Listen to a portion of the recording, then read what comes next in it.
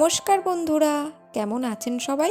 কৃষিকদা লাইফস্টাইলের আর একটি ব্লগে আপনাদেরকে স্বাগত জানাই। কাল যাব মামার বাড়ি। মা দুপুরে রান্নাটা করছিল আর আমরা দুপুরের খাওয়াটা সেরে নিলাম। সন্ধেবেলায় ঠাকুর প্রণাম করে গেলাম চা করতে। তারপর বাবা আর মাকে চাটা দিলাম, দিয়ে আমি ঘরে এসে ব্যাগ গোছাতে শুরু করে দিলাম, কারণ আমি বললামই কালকে যাব মামার বাড়ি, মানে হাবড়াতে মামা শ্বশুরের বাড়িতে।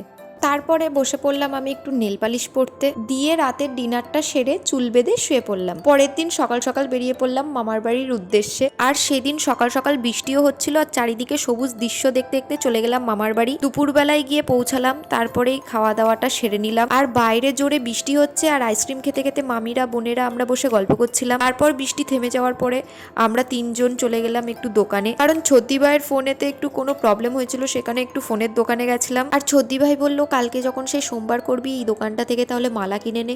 তারপর একটু পুজোর ফল কিনে নিলাম। পরের দিন সোমবারে সকাল সকাল ঘুম থেকে উঠে স্নান করে চলে গেলাম মন্দিরে পুজো দিতে।